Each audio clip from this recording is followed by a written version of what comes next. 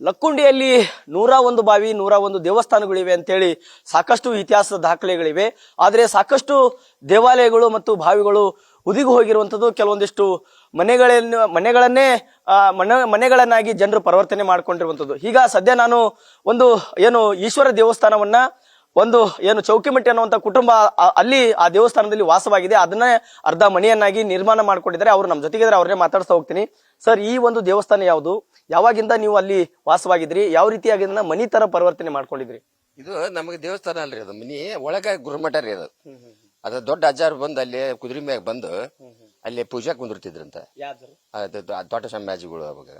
ಆಮೇಲೆ ಇಲ್ಲಿ ನಾವು ಇರಲ್ಲಿ ಮಠ ನಮ್ಗ ಇಷ್ಟಂತೂ ನಮ್ಮ ಅಪ್ಪರು ಹೇಳ್ತಿದ್ರಿ, ಹಿಂಗ ಅಜ್ಜಾರ ಕುದುರೆ ಮ್ಯಾಗ ಬಂದು ಅಲ್ಲಿ ಪೂಜಾ ಕುಂದಿರ್ತಿದ್ರು. ಅಲ್ಲಿ ಈಶ್ವರ ಲಿಂಗು ಐತೆ ಅಂತಾರ್ರಿ. ಈಶ್ವರ ಲಿಂಗ ಅಂತ ನಮ್ ಗಂಡ ಕಂಡಿಲ್ಲ, ಅಲ್ಲೇ ಎಲ್ಲ ಮುಚ್ಚೈತೆ ಅನ್ರಿ. ಅದು ನಾವಂತ ಅಟ್ಟ ಬಿಟ್ಟಿವಿ.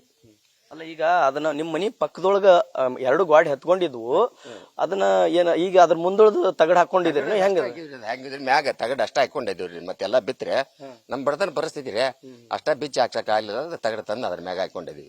ಈಗ ಆ ದೇವಸ್ಥಾನದೊಳಗಡೆ ಏನೇನ್ ಅದಾವು? ಏನು ವಾಸ್ತುಶಿಲ್ಪ ಕಲೆಗಳ ಸಂಬಂಧಪಟ್ಟಂಗ, ಇತಿಹಾಸ ಸಂಬಂಧಪಟ್ಟಂಗ ಏನೇನ್ ಅದಾವು?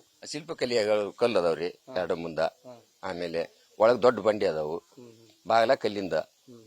ಅಂದ್ರೆ ದೇವಸ್ಥಾನ ತರ ದೇವಸ್ಥಾನ. ಈಗ ಲಕ್ಕುಂಡಿ ಅಭಿವೃದ್ಧಿ ಪ್ರಾಧಿಕಾರ ಅಂತ ಇದೆ, ಅವ್ರೀಗ ಈ ಒಂದು ದೇವಸ್ಥಾನ ಯಾವ್ಯಾವ ಹುದುಗ್ ಹೋಗ್ಯಾವು, ಯಾವ್ಯಾರು ನಿಮ್ಮ ರೀತಿ ಮನಿ ಕಟ್ಟಿಸ್ಕೊಂಡಿದ್ರಲ್ಲ, ಅವುಗಳನ್ನೆಲ್ಲ ಹೊಸದಾಗಿ ಅವನು ಹೊರಗೆ ತೆಗೆದು ಅವನು ಉತ್ಖನನ ಮಾಡಿ ಮತ್ತೆ ಮರು ನಿರ್ಮಾಣ ಮಾಡ್ಬೇಕಂತ ಹೇಳ್ತಾ ಇದ್ರೆ, ಅದಕ್ಕೆ ನಿಮ್ಮ ಅಭಿಪ್ರಾಯ ಏನು?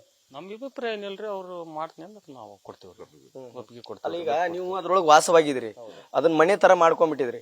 ಈಗ ದಡಗ್ನ ನಿಮ್ನ ಹೊರಗೆ ಹಾಕಿದ್ರ ನಿಮ್ ಪರಿಸ್ಥಿತಿ ಹಂಗ, ಅದ್ರ ಬಗ್ಗೆ ಏನಾದ್ರು ಹೇಳಿದಾರ? ಏನ್ ಹೇಳಿದಾರೆ? ಸೂಕ್ತವಾದ ಪರಿಹಾರ ಕೊಟ್ರೆ ನಾವ್ ಅದನ್ನ ಬಿಟ್ ಕೊಡಕ್ ರೆಡಿ ಅದೇವ್ರಿ. ಏನ್ ಪರಿಹಾರ ಬೇಕಂತೀರಿ ಇದಕ್ಕ? ನಮ್ಗೇನ್ರಿ ಅವ್ರು ಏನ್ ಪರಿಹಾರ ಮಾಡ್ತಾರ ಅದ್ರ ಪ್ರಕಾರ ಇಸ್ಕೊಂಡ್ ನಾವು ಬಿಟ್ ಕೊಡ್ತೇವ್ರಿ.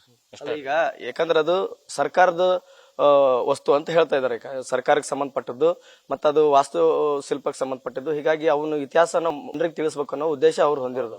ಹೀಗಾಗಿ ಈಗ ಅದನ್ನ ತಾವು ವಶಕ್ಕೆ ಪಡ್ಕೊಂಡ್ರ ನಂತರ ಮತ್ ನೀವು ಹೊರಗೆ ಹೋಗ್ಬೇಕಾಗತ್ತ, ಅದಕ್ಕೆ ಏನ್ ಹೇಳ್ತೀರಿ ಅಂತ? ನಮಗ ಇದ್ರ ಮ್ಯಾಗ ಇದನ್ನ ಒಂದ ನಂಬಿವ್ರಿ. ಈಗ ನಮಗ ಪೂಜೆ ಮಾಡ್ಕೊಂತ ಇಲ್ಲೇ ಇದೇವ್ರಿ. ಈ ದೇವಸ್ಥಾನ ಪೂಜೆ ಮಾಡ್ಕೊಂತ ಇಲ್ಲೇ ಇದೇವ್ರಿ. ಈ ಅರ್ಧನಾರೇಶ್ವರ ಅಂತ ಪೂಜೆ ಮಾಡ್ಕೊಂತ ಇಲ್ಲೇ ಇದೀವ್ರಿ. ನಮ್ಗೆ ಅದ್ರ ತಕ್ಕಾಗ ನಮಗ ಪರಿಹಾರ ಕೊಟ್ರಿ ನಾವ್ ಅದನ್ನ ಬಿಟ್ಟು ಕೊಡ್ತೇವ್ರಿ. ಇದ್ರ ಬಗ್ಗೆ